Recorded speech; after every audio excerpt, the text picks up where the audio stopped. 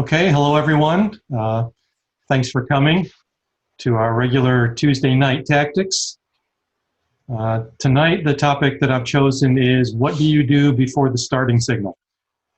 What steps do you take in order to prepare yourself in order to know where the line is, what end is favored, what side of the course is favored, anything else you might do that you regularly do before the start to collect information that you're going to need. So that said, what does anybody do? Does anybody want to offer up a suggestion of how they prepare for a start of a race? And the reason this kind of topic came up is last week we had a strategy session, and in that strategy session, nobody actually explained or shared how do they figure some of this out. So that's where Eric wanted to go ahead and take that topic to, okay, what do you do and how do you do it?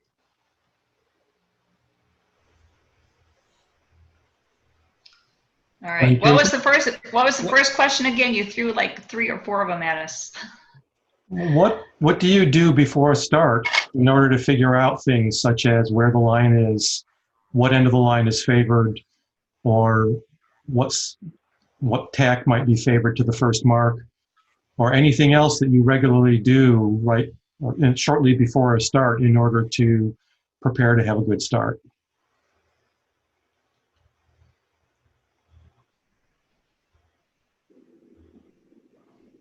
Looks like everybody's on.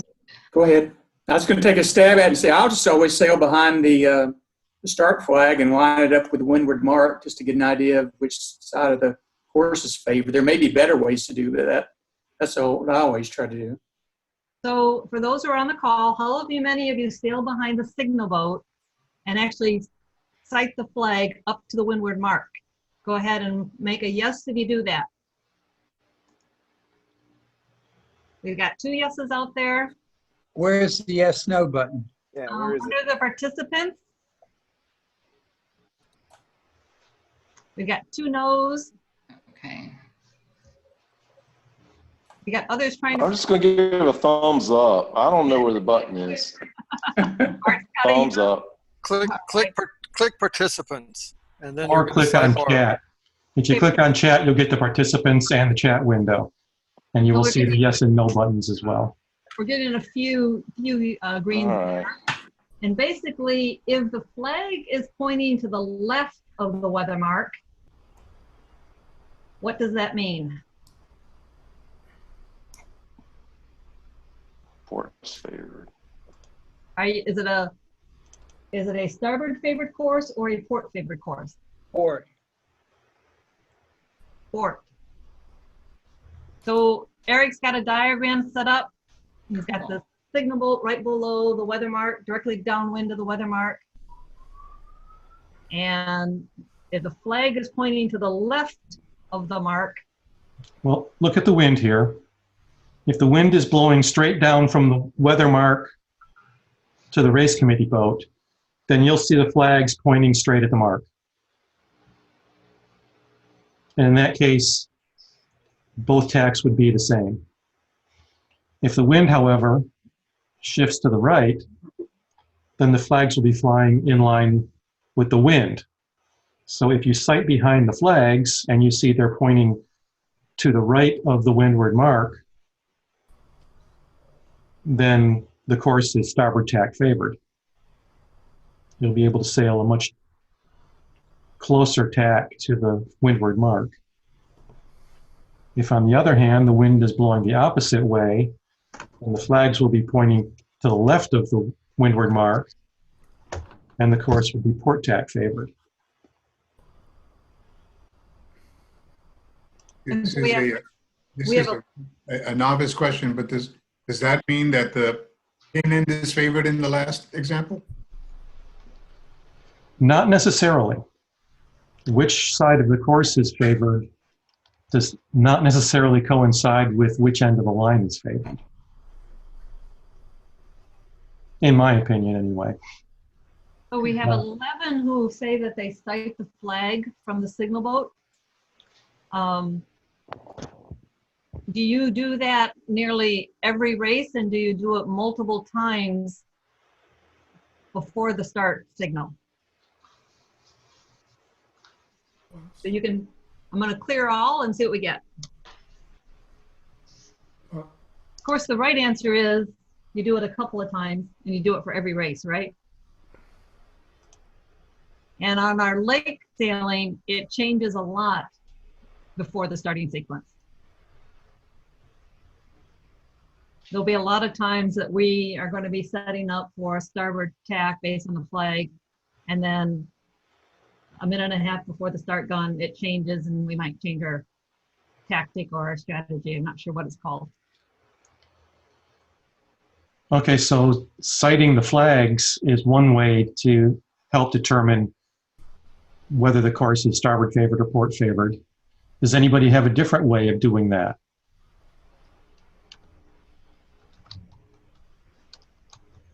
You can do it. You can do it with your compasses if you've got a compass on the boat. And how would you use the compass to do that?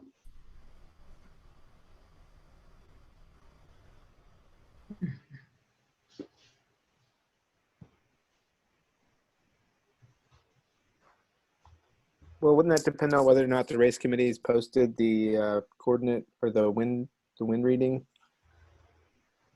You trust the race committee? Um, Well, the person who said that they got a compass, how do you use the compass to determine which tack is favored? He's not saying. All right. John, you're muted.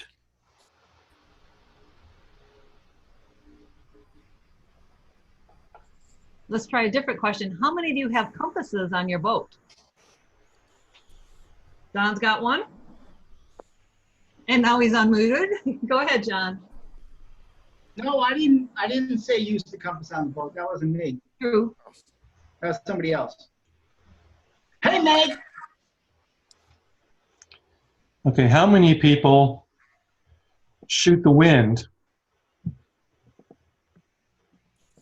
just sail head to wind, and see whether they're pointing to one side or the other of the weather mark? I do that. That's what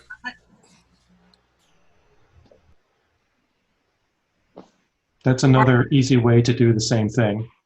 Yeah, You're that's the using way I your usually do sails it. instead of the flags on the committee boat, essentially, to do the same thing. Yeah, and I go to the center of the line to do that most of the time, so I got a better idea.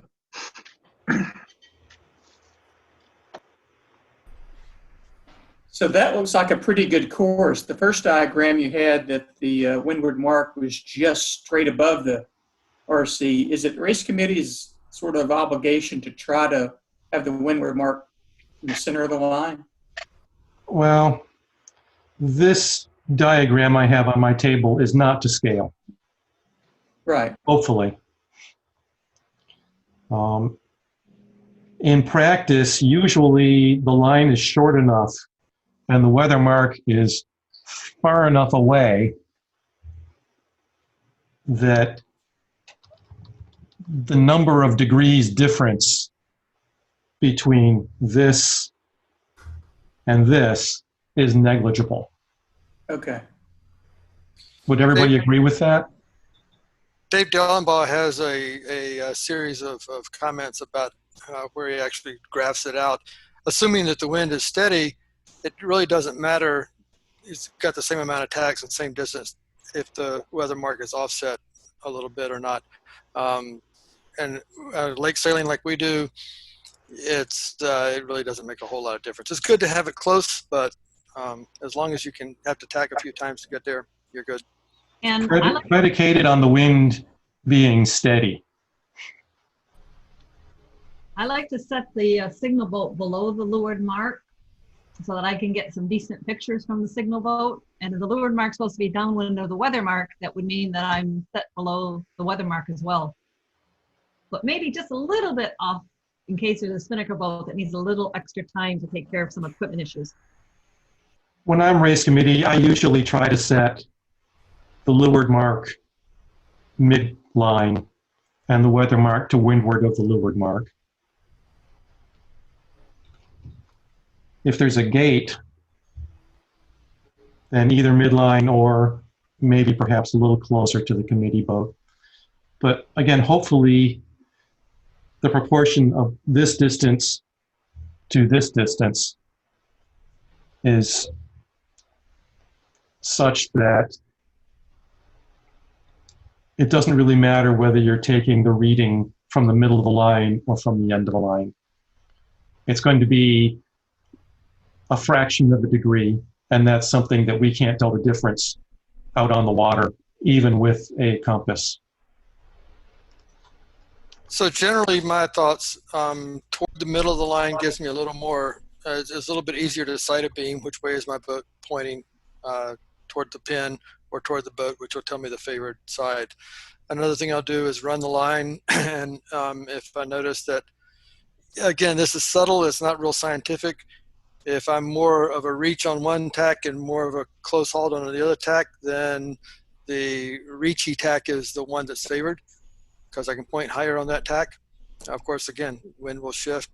And if I were really good with arithmetic, I could do a head-to-wind compass heading and then do reach one way, reach one the other way down the line, and do the arithmetic to find out which is the closer favored tack. But Okay, Alan, is that telling you which is the favored tack to the weather mark, or is that telling you which is the favored end of the line? I'll say both, but at least it tells me the favored end of the line.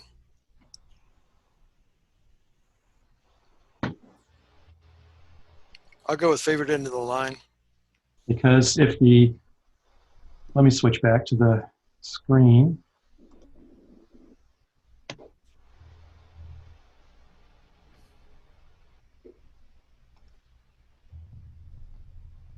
If the course is actually a little bit starboard favored,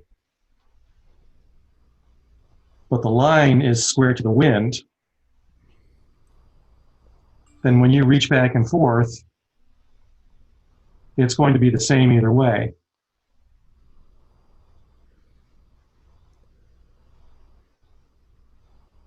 So it's what you've done is you brought up a good point. That's one way to tell which end of the line is favored, but it doesn't really tell you which side of the course is favored.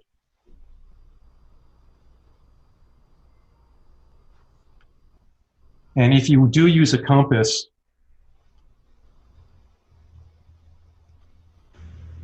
you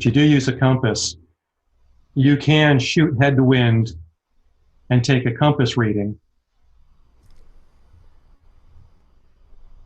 And you can point your boat at the mark and take a compass reading. And that will tell you whether the course is starboard or port favored, because you'll have a reading to the wind and a reading to the mark.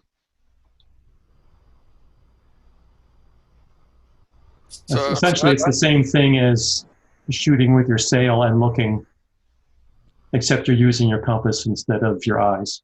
Given a reading to the wind and a reading to the mark, where do you go from there? How do you determine which is the favorite side of the course? Well, let's look at it. If your reading to the wind is right of your reading to the mark, then the course is starboard favored. If your reading to the wind is left of your reading to the mark, then your course is port favored.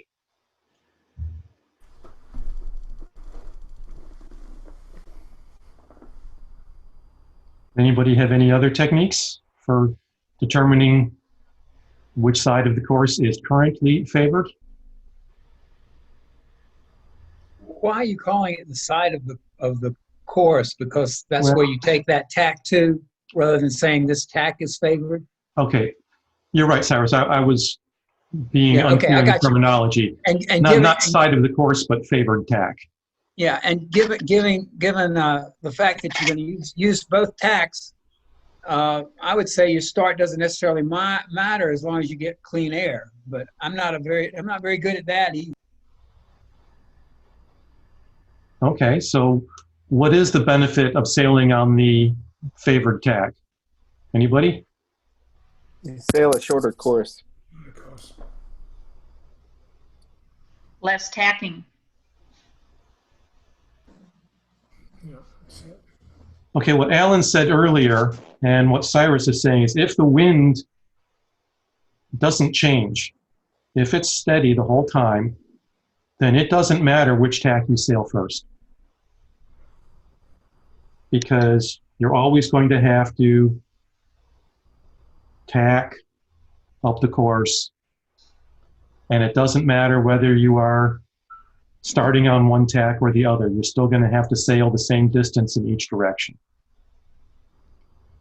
But the wind almost never stays completely steady. The wind often just shifts back and forth.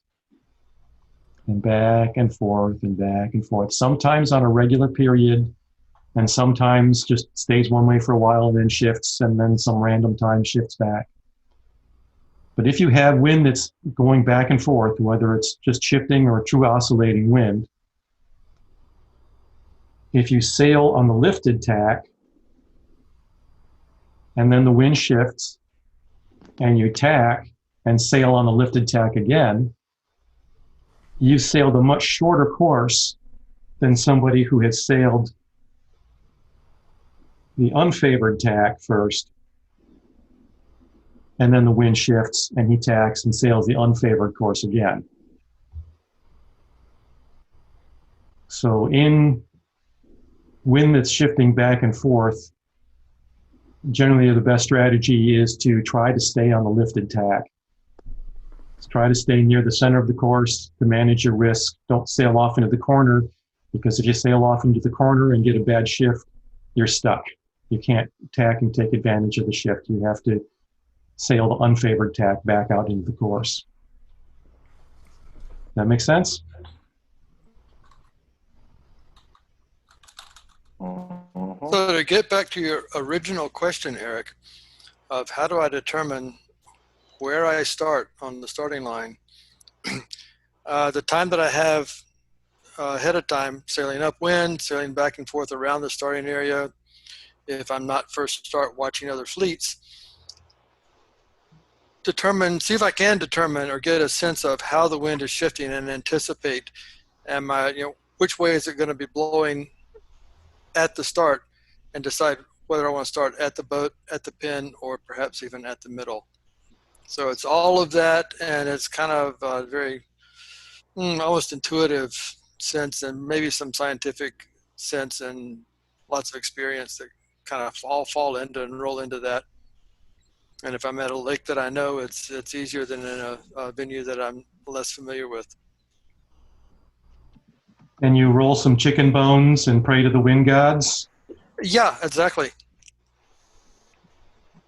Alan, it may be intuitive to you because you've been doing it so well for such a long time, but it's certainly not intuitive to me. It's watching patterns, and just each time it adds a little bit more to that memory bank of what the patterns are.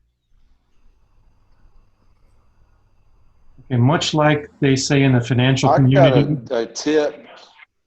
Go ahead, Bart. Oh, I have a tip. I start my port and starboard windward courses on the way to the race course. I have a small pencil in each side of the boat, and the boom has got numbers written all over it. So as I'm heading to the race course, if I can get upwind, I'm taking my windward heading, and I'm writing that compass heading down on port, and then I'm tacking to starboard. I'm putting that compass heading on the boom on the other side. And so I already have a basis for what the wind is doing even before I even get to the race course. And that continues on to the threat of being late to the start as I work my way up the windward course. I'll err on the almost to where I want to get as much data as I can where I might miss the start. So I have to pay attention. But I have compiled all the numbers on my boom, and and Soft Scrub takes it off of aluminum booms really well. That's another tip. But that's how I come up with what the shifts are doing, what the wind is trending towards as far as upwind. It starts on the way out. At Lake Townsend, it starts when you come out of marina, get past the bulkhead. Anywhere you go, you know, if you can work your way upwind, start writing these numbers down if you have a compass. And I mean, I think I got a $50 Ritchie compass. It's about this big around, and it mounts on the bulkhead of the boat, and it's invaluable to me. So that's how I kind of start looking at the wind and what it's doing, even before I get to the line.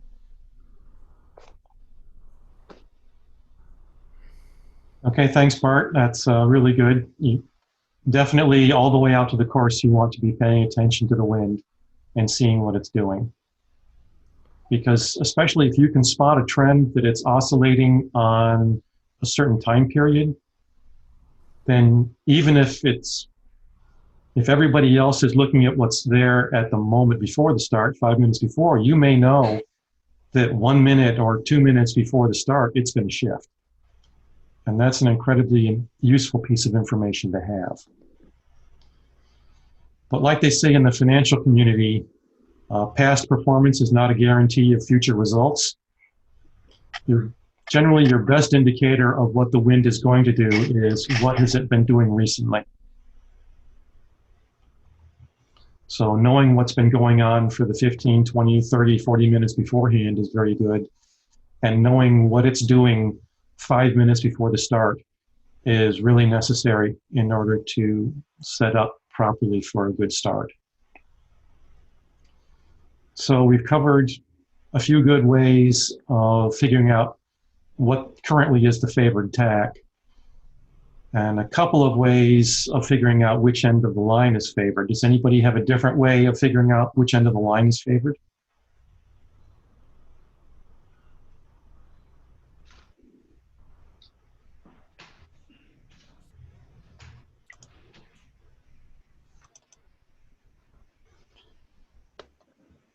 Does anybody do, or has anybody seen somebody in the middle of the starting line just go head to wind and look both ways to see if you're looking back at the race committee boat and up towards the mark, or vice versa? Has anybody done that? I've certainly done that. That's one common way, and a lot of sailors do it. I see Flying Scots and Thistles do this all the time. They'll just get here and they'll let the sail off, and in fact, at the same time that they are looking up the course to see which side of the course or which tack might be favored, they're also looking at the line to see which end of the line is favored. And by favored, I mean closer to the windward mark. The rule of thumb there is which way is your bow pointing toward the mark or toward the boat? That's the favored side. Right, so if the wind is this way and you point it into the wind, you know, which is your bow pointing closer towards? This is a very good way of doing it. It's not one that I do myself because I usually find that by the time I get head to wind and start looking around, the boat is trying to turn on me, just on my isotope. So while this works very well on a boat that has some momentum and can stay head to wind for a little while, by the time I'm looking around to see things, you know, I'm really no longer head to wind. That's just me. So I thought they were just shooting. Well, here's a trick I do. Checking which side is favored as well. What's your trick, Bart? Well, I don't shoot the line, but I do a slow tack. That way, any boat can, if you just do a slow tack through and you're watching the windward mark, and I don't shoot into the wind and just stay there. I cruise through the tack and I do a nice slow one, and then I can visualize where the mark is, and then I continue the tack. Any boat can do that. So you can kind of process the direction if you just do a slow tack. I do a lot of them right in the middle of the line, all during the sequence, because I've seen where, you know, everybody's set up for a starboard tack, it was favored. Then the last second, you get the shift and I've shot down to the pin end, tacked, and led the whole fleet to the windward mark. And so you can't really commit. But I do a lot of slow tacks in the middle of the line, sometimes right up to the last minute, because I still haven't got a feel for it. Thanks, Bart. Jolene, you were saying? I was just saying, when I saw people sitting in the middle of the line, I thought they were shooting the mark. I didn't realize that they were looking left and right as well to see whether or not either the signal boat or the pin was behind them.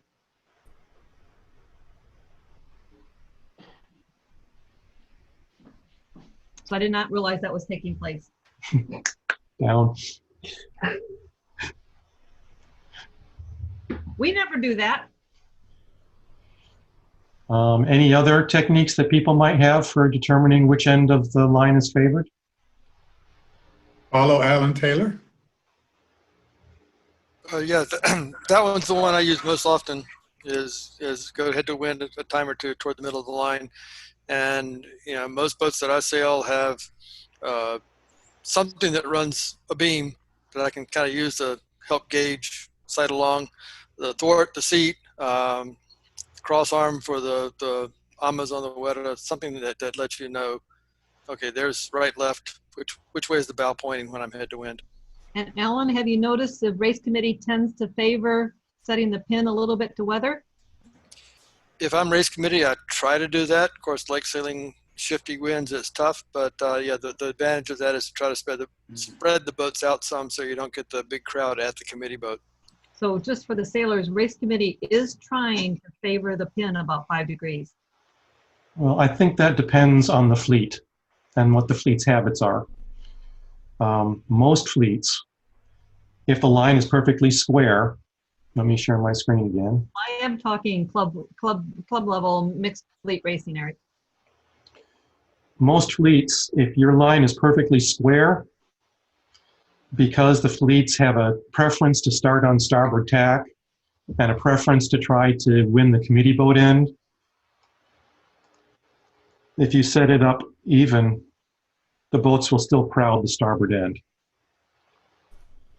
In order to give those fleets incentive to spread out down the line, race committee will frequently favor the pin end by 5 degrees or more, whatever it takes for that fleet, to get the boats to spread out down the line.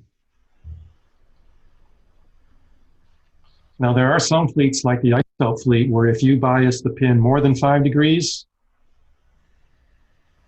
everybody's going to go try to start port at the pin end.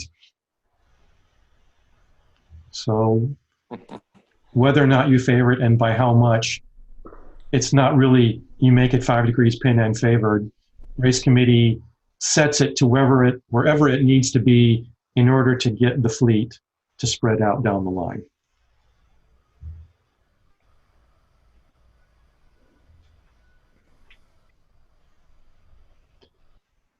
Okay, well, one method that I like to use while I'm sailing around, and this is even before we go into sequence, all the things we've talked about so far you can do before race committee starts a sequence. So as soon as race committee has the marks in the water and they've settled down, one of the things I like to do is to pass behind the committee boat and sail a beat up through the middle of the line. And I will see kind of how far am I from the pin end. And I'll come around the pin and do the same thing on port tack. Is I will come around and start on or cross behind the pin on port tack and sail a beat and see how far above the committee boat I get when I get to mid-course. And whichever tack looks better to me is the favored tack. So if on port tack, if I'm farther from the committee boat on port tack than I was from the pin on starboard tack, then I know the line is port end favored. And that's just something I can do while milling around and taking care of a few other things that I do before the start.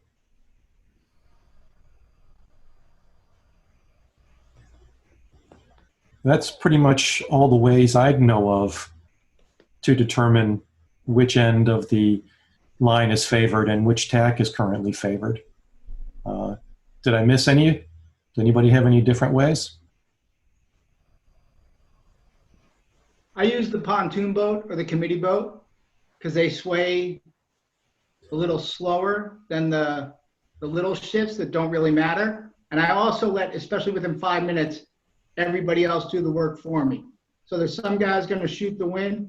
I see what his shot is. There's somebody who's going to sail on starboard then port. I see what his line is. That way and you were talking about within 5 minutes, that way I'm developing my starting plan versus, like Bart said, I already know what the wind's doing, but to get that final 5 minute, I let other people tell me. Or I like the pontoon boat if I know there's no current or anything, because that tends to be a little slower. And then of course, I look up the course to see if anything's coming down. That's all I got. That's good, John, thanks. Always helps to look at what the other boats are doing because you can get information from them. Does anybody do anything else besides try to figure out what's the favorite tack and the favorite end of the line?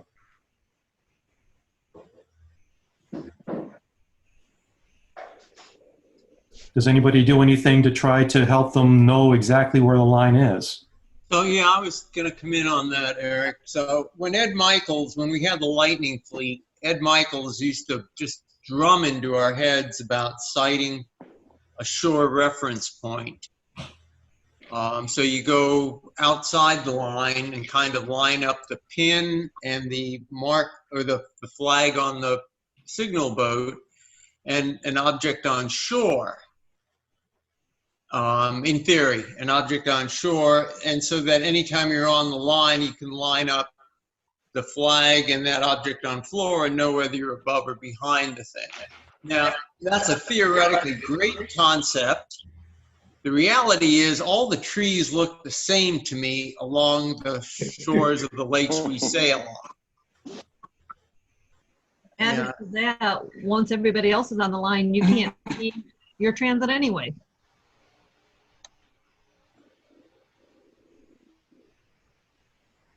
There's a bunch of sails in the way. Lake Townsend, we have sand traps, so that makes it easier. Tuck lines. Right, we're talking about what's called taking a transit. As you sail outside of, let's say, the race committee boat, and you sight across the starting flag and across the pin, and you look for something, a landmark on shore.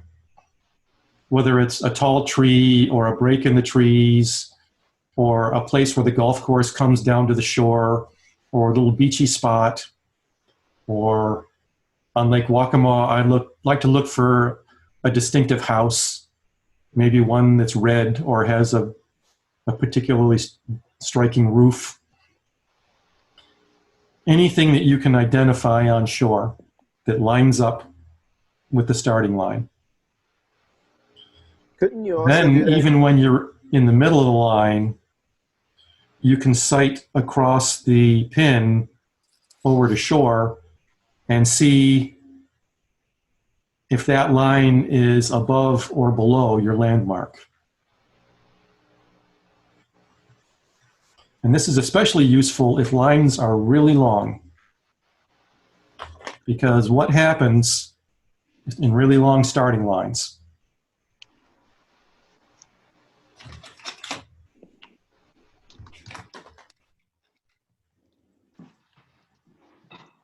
Well, Eric's laying that up. How many people take transit and then actually use the transit at a start? I might take them, but I don't use them. In really long lines, the boats tend to sag in the middle. Because it's harder to judge where you are on the line, they will tend to stay farther back just to be safe. It's easy to tell you're right on the line when you're right next to the committee boat or right next to the pin. But it's a lot more difficult when you're in the middle. But if you have a good line sight, then you can position yourself above that midline sag and really do really beat the fleet in the start. So that's a big advantage of having that transit. However, that assumes that there actually is something on shore that you can spot and get a good sight on. Doesn't help you at all if you're sailing in a really big lake or out in the ocean and there's simply open water. But it really helps to know where you are on the line. And as Jolene says, if you are here and there's a bunch of other boats in between you and your line sight, well, what that probably means is that you're behind. Because if you were up at the line with them, you would be looking more at their bows than at their sails.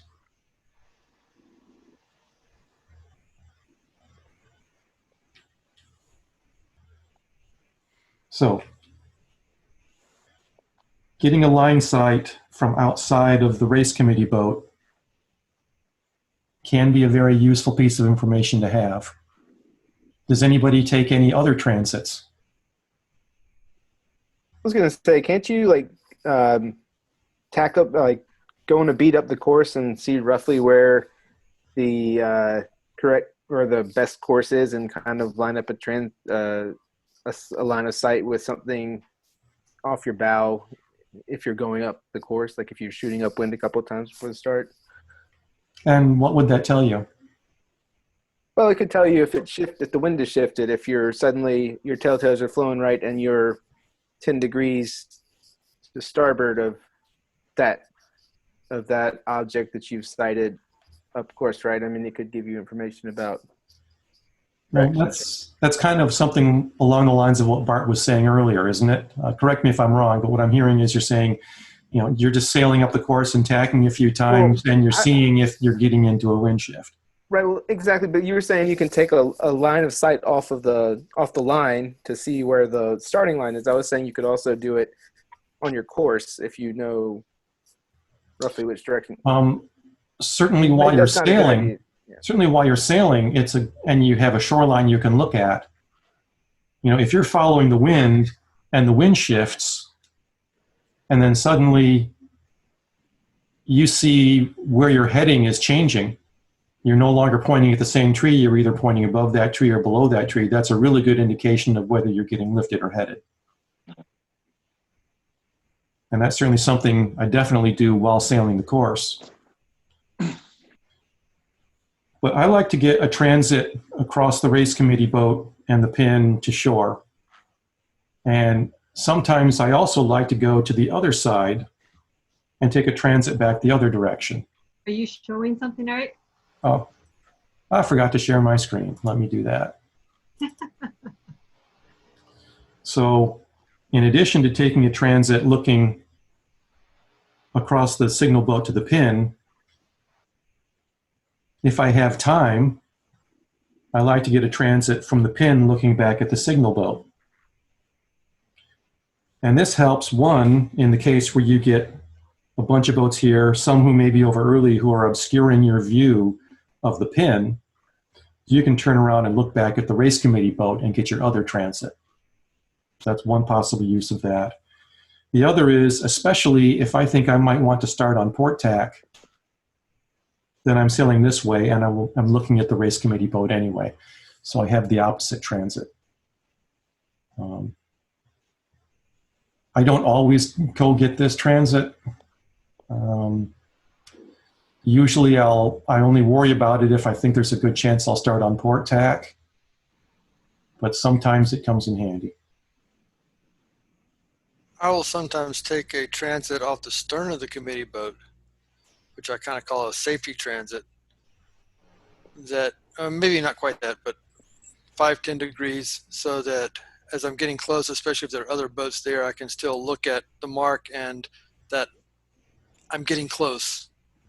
So it's going to be a little bit more upwind than the actual transit. Okay, yeah, that's right. It's good to have a second sight, a second point on shore that you know, okay, now I'm getting close, now I'm there. So you have 2 points of reference instead of one. That's a good note. But there's another technique that I use, particularly when I'm outside of the committee boat and I can't see the mark from the flag and can't set that line of sight, I'll sail the line and I can look, my bow, my stern are lined up with the flag and the pin, and then that gives me a transit being that way in the line. It's not quite as accurate, but it gets pretty darn close. In cases where I can't see over the race committee boat to see the pin, I'll often take a transit from the transom of the race committee boat to the pin and just know that I'm being a little bit conservative. And again, right, when you're sailing down the line, you can just keep an eye on, well, what onshore am I sailing towards? Another transit I like to take is I'll pass by the stern of the committee boat and sail a close-hauled course for a little bit, and I will look at what onshore am I sailing towards. So this isn't a transit for the line, this is a transit for the ley line to the start.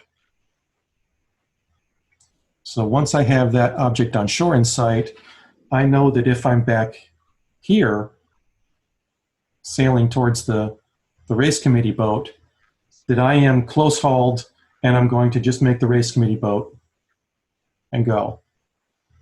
And that's really useful to me because if I'm maneuvering around in the pre-start and I want to know, okay, at what point do I head up, do I harden up?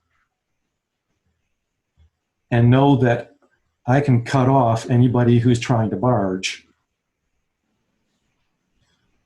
But also that nobody behind me can cut me off. Does that make sense to people? So I like to know the transit for where the starting line is, and I also like to know what is the ley line to the committee boat. Or likewise, if I'm starting on port tack, what's the ley line to the pin?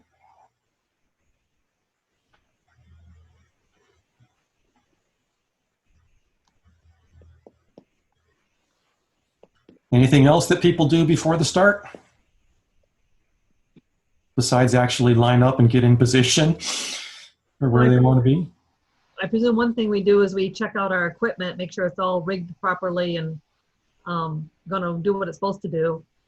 Were you thinking along those lines for tonight, Eric, or just in terms of starting itself?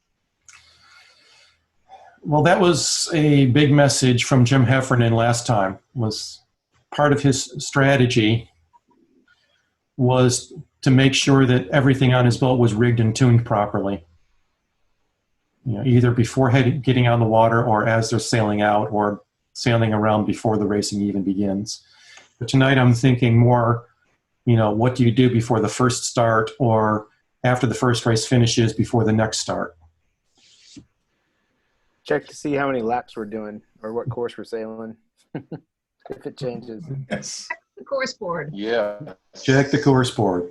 Sail behind the committee boat and check the course. That's especially if you are one of the lead sailors in your fleet and you can't count on following somebody. And it's also especially if you happen to be the first fleet starting and you can't look at what the fleet in front of you did and hope that you had the same course they did. Yeah, it's one of the things that I do often is forget to look at the board, and I have no idea what the laps are or anything. It's just it's bad. It's not what you want to do. And what do you say to me, Steve, when you're sailing up the course and you haven't looked at the board? I never get an answer, so I've stopped asking. In the past, when Steve has said, Eric, what's the course? And not necessarily Steve, but also other sailors.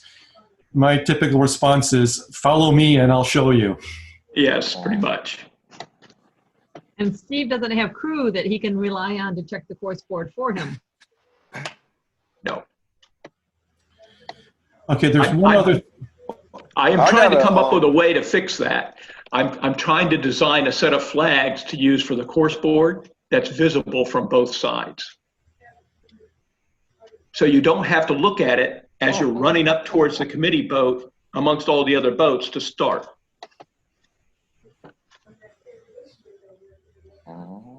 Okay, so at what time should you check the course board? After they The preparatory signal after the first gun. Five. Because they can change it right up to the first gun. Does everybody agree with that? Yes. Answer It'd be the class flag, not the prep. Five. is after the prep. Because they can change it still between the class and the prep. That's correct. Are you sure? Five. Oh, no. minutes. So I Steve, think there's, somebody has a rule book. I got the rule book. Steve, there are a lot of places that I've sailed that have started using the number of legs rather than the number of laps. So instead of a 2-lap race, it's a 4-leg race or a 5-leg race if it's an upwind or downwind finish. So that would let you post a numeric pennant, assuming you're not using the numeric pennant to indicate the fleet start. So 27.1, no later than the warning signal. Very good. So after the class flag, duh. Okay, in regards to that, when I see race committee getting ready to start a race, either of the time that the first race is supposed to start, or if they've gone into postponement and they drop the AP flag, or if I just look over and I see what looks like somebody picking up the flag and holding it and looking expectantly back at the PRO. That is times when it looks to me like race committee is about to go into sequence. What I like to do is sail up next to race committee and park for a bit. And hopefully I'll be close enough that I can hear them counting down the start sequence. That way I get a really good sync on my watch with what the timer on the boat is doing for the starting times. Because as we all know, sometimes the horn goes off a half a second late. Sometimes it takes a half a second or 2 seconds for the flag to go all the way up to the top of the mast. If I have my watch synchronized with the countdown that the timer is giving, then I know I have a good time on my countdown timer. 20 years ago, RC was trained to keep the flags hidden. Don't let the sailors see what we're about to do. And that changed about 15 years ago to where we now actually encourage RC to, so they still got to keep the flag not flying, even at the low level, but let the sailors see what it is you're doing. And even if they are keeping the flag hidden, you can tell that they're hiding something, probably a flag. Hopefully we don't have And- RC doing that anymore. And well, just if you do our race committee enough, you learn that there are telltale signs that indicate that they're about to do something. And when I see those signs, I just go over by the race committee boat so that I can see and hear exactly what they're doing. Another reason to volunteer for race committee, because you get more experience and understand what those signs are because you did it. So as soon as my class flag goes up, then I'll go take a look at the course board. Now, I've already taken all the transits. Now, when I'm up here and they've gotten the countdown, I might retake a transit just to make sure that everything is still the same. And I may duck down here and I might come up and check my ley line to make sure that it's the same. And one last thing I like to do is run the line at medium speed. Not the fastest, not the lowest, but medium speed. And see how many seconds it takes to get from one end of the line to the other. So I know if the line is 30 seconds long, that if I'm behind the race committee boat with 20 seconds before the start, I know if I need to, I can sheet in and go real fast and still be within the line for the start. or if my goal is to make a midline start, I can be here 15 to 30 seconds before the start, and I'm going to be in the middle of the line where I want to be at the gun. Okay, well, that's about all the things I can remember that I had in mind to say tonight. Does anybody else have any other comments or questions?